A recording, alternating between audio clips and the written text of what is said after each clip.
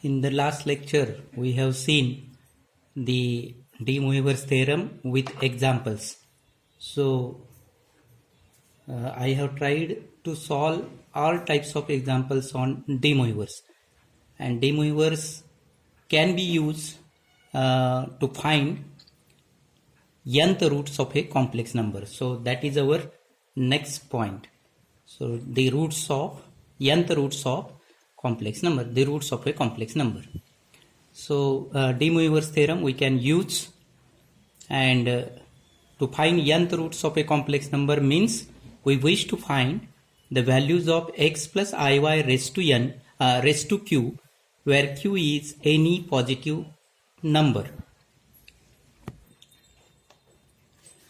So we wish to find the all the values of x plus iy raised to 1 upon q, where q is any positive number. So there are three or four steps to work out this problem. So find in the first step, find the polar form of the given complex number x plus iy. So the polar form is r into cos theta plus I sin theta, where r is modulus of z is root of x square plus y square, and x is equal to r cos theta, y is equal to r sin theta. In step 2, write the general polar form of z, which is given by zk equal to r into cos of 2 pi k plus theta plus I sin 2 pi k plus theta.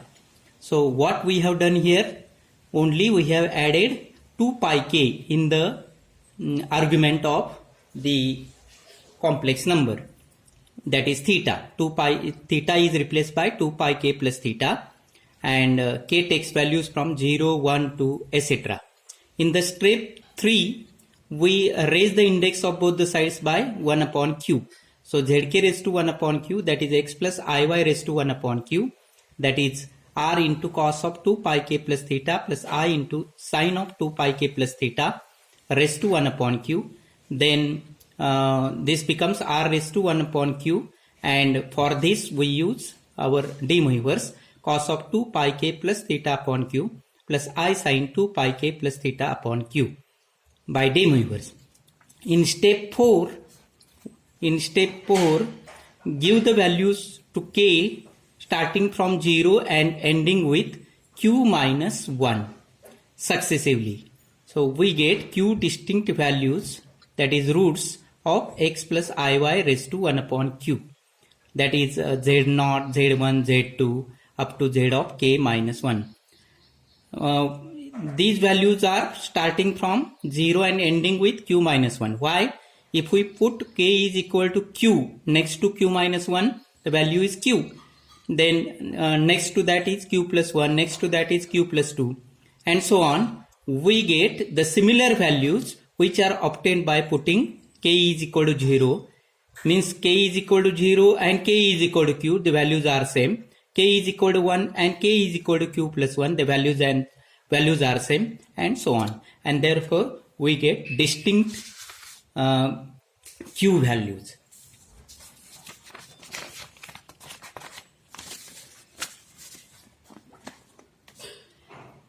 Nth roots of unity. So nth roots of unity means 1. So we have z is equal to 1. 1 is equal to 1 plus 0i. So its polar form cos 0 plus I sin 0, and the general polar form cos of 2 pi k plus 0 plus I sin 2 pi k plus 0, that is cos of 2 pi k plus I sin 2 pi k, where k is 0, 1, 2, and therefore the nth roots of unity are 1 raised to 1 upon n is equal to cos of 2 pi k plus I sin 2 pi k raised to 1 upon n, that is cos of, by de Moivre's, cos of 2 pi k by n plus I sin 2 pi k by n, and we put the values of k starting from k is equal to 0, 1, 2, etc. and ending with k minus 1, and therefore we get n distinct nth roots of unity like this. So with this theory part, we will solve some examples, find all the values or find the roots of the nature, see the nature, find all the values of 1 by 2 plus I root 3 by 2 raised to 3 by 4, or find the roots of raised to 3 by 4. Also show that the continued product of these values is 1. Continued product means if Z0 is the first value, Z1 is the second value, Z2, Z3, Z4, etc. So Z0 into Z1 into Z2 into Z3 is equal to 1. That we have to show at the last. So let Z is equal to, starting step is, let Z is equal to half plus I root 3 by 2. This is say X plus IY. We go stepwise. In our first step, what we do, we find the polar form of Z. So the polar form is, its modulus is 1 and its argument is pi by 3, and therefore the polar form is 1 into cos of pi by 3 plus I sin pi by 3, that is cos of pi by 3 plus I sin pi by 3.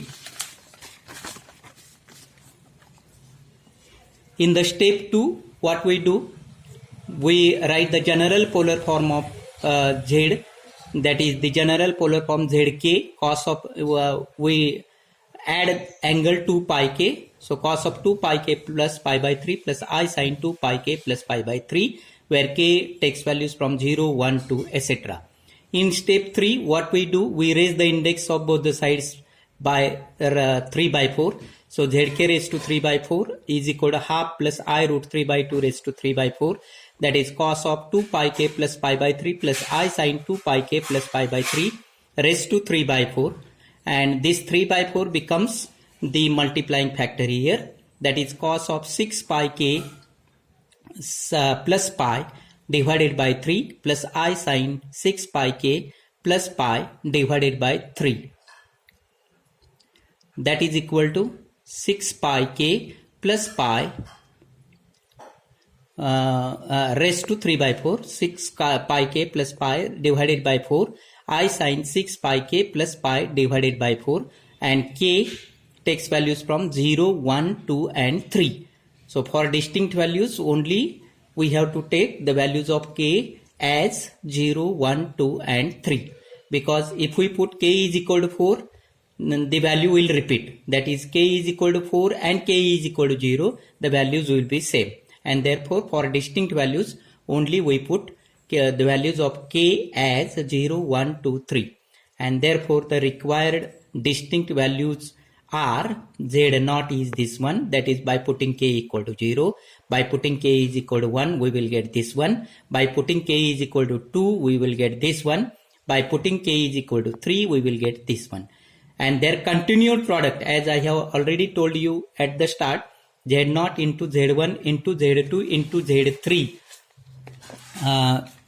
becomes cos of pi by 4 plus 7 pi by 4 plus 13 pi by 4 plus 19 pi by 4 plus I sin pi by 4 plus 7 pi by 4 plus 13 pi by 4 plus 19 pi by 4, that is equal to cos of 10 pi plus I sin 10 pi.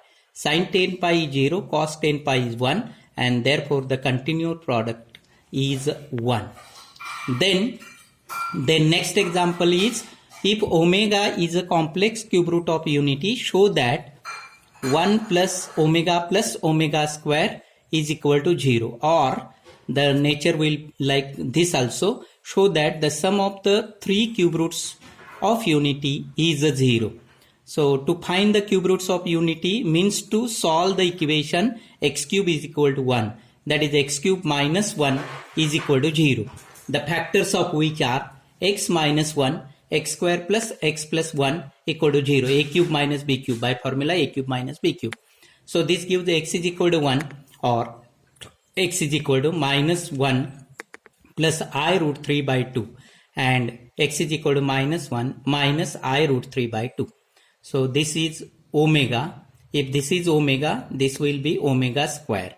And if we take the sum of these three, 1 plus omega square, then that becomes 1 plus omega square, that becomes 0, either by this way or by this way. The next example is, find all the values of minus 1 minus I raised to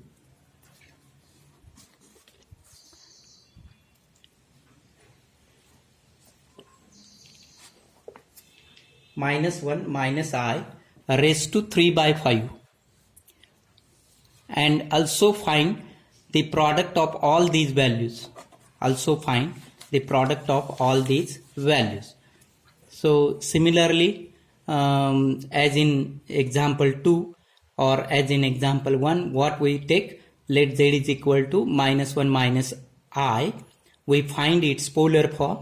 Modulus z becomes root 2 and argument z becomes 5 pi by 4, or amplitude z is 5 pi by 4, and therefore the polar form is root 2 into cos of 5 pi by 4 plus I sin 5 pi by 4. So step 1 completes. In the step 2, what we do? We do the we find the polar form, general polar form of z. So generalized polar form is zk is equal to, just replace this 5 pi by 4 by 2 pi k plus pi by 4, so that we will get zk is equal to root 2 into cos of 2 pi k plus 5 pi by 4 plus I sin 2 pi k plus 5 pi by 4, where k is equal to 0, 1, 2, etc. In step 3, we raise the index of both the sides by 3 by 5. So raised to 3 by 5, raised to 3 by 5. Then we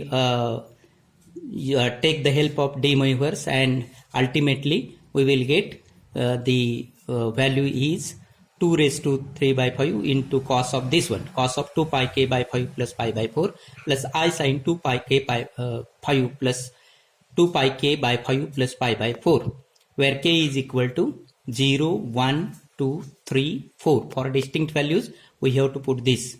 So z0 is this one, z1 is this one, z2 is this one, z3 is this one, z4 is this one.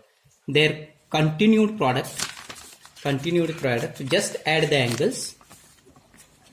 So their continued product is cos of 105 pi by 20 plus I sin 105 pi by 20, or that becomes root 2 into minus cos of 5 pi by 4 minus I sin 5 pi by 4, cos of pi by 4 minus cos of pi by 4 minus I sin